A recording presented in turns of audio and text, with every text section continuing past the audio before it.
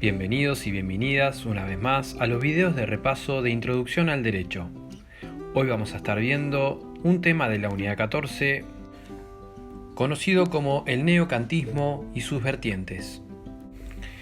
Lo primero que abordaremos es por qué a esta corriente le decimos neocantismo. ¿Qué significa el término neocantismo? En videos anteriores ya hemos hablado del filósofo Immanuel Kant, a quien hemos estudiado por el estudio de su relación respecto al derecho y la moral. Sus seguidores inmediatos, que basaban sus estudios influenciados en el razonamiento kantiano y en la filosofía idealista propuesta por el autor, fueron conocidos como postkantismo. El postkantismo generó una crítica del positivismo filosófico, quienes también enrolados en ideas kantianas desacreditaban los avances y los fundamentos del postkantismo. Y entonces tenemos aquí uno de los primeros antecedentes del nacimiento del neocantismo. Surge como una contraposición a este positivismo filosófico que basaba sus teorías en realzar las enseñanzas de Kant y justamente tenía como objetivo criticar a los seguidores del postkantismo, quienes con sus ideas extremas habían generado este rechazo del positivismo filosófico. Uno de los primeros autores en realzar la crítica hacia los seguidores de Kant, conocidos por él como los epígonos, fue Otto Liebmann. Liebmann acusaba a estos seguidores de haber desvirtuado la obra de Kant y proponía una vuelta a las fuentes. Él planteaba que había una necesidad de reordenar el pensamiento filosófico, regresando a las principales obras kantianas. Y estas obras son la crítica de la razón pura y la crítica de la razón práctica. El estudio por separado de cada una de estas obras fue tomado por dos escuelas, por dos universidades distintas, lo que generó dos vertientes. Una enrolada en la Universidad de Baden, ciudad de Alemania, cuyos estudios estuvieron basados en la obra Crítica de la razón práctica, y por el otro lado se agruparon en torno a la Universidad de la ciudad de Marburgo un conjunto de autores cuya obra de estudio fue la Crítica de la razón pura.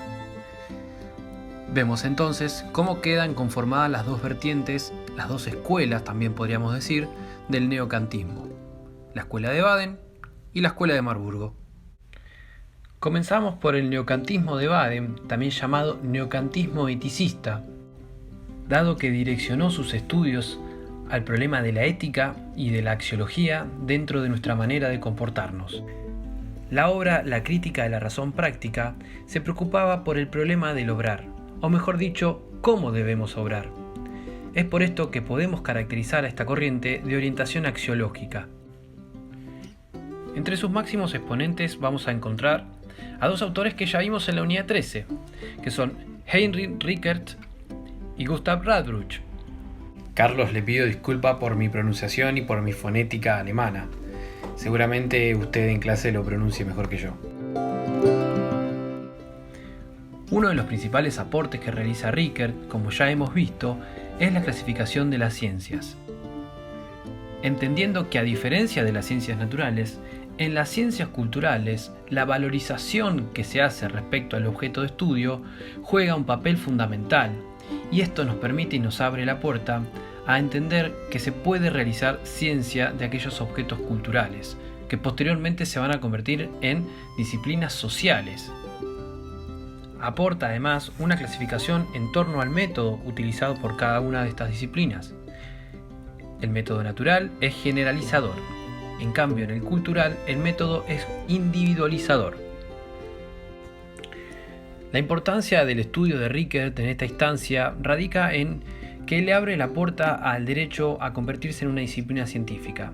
Dado que se entiende que es un objeto cultural, Rickert nos está diciendo que el objeto del derecho es valorable. Otro representante de la escuela de Baden es el alemán Gustav Radbruch, a quien también vimos en la unidad 13 cuando estudiamos la etapa axiológica del justnaturalismo. Radbruch siempre fue muy crítico con el positivismo kelseniano, especialmente por la neutralidad al valor que ha sostenido siempre respecto del derecho. Radbruch sostenía que el derecho debía tener contenido valorativo y ético, y que la justicia debía ser parte del estudio de la ciencia jurídica. Él afirmaba que para poder tomar y conocer conceptualmente el derecho era necesario tener una intuición valorativa y axiológica, que van a ser los valores los que le confieren significación específica al derecho. Es decir, que el derecho solamente tendrá sentido si sirve a la justicia. Este razonamiento es el que funda la famosa fórmula de Radbruch, que sostiene que la injusticia extrema no es derecho.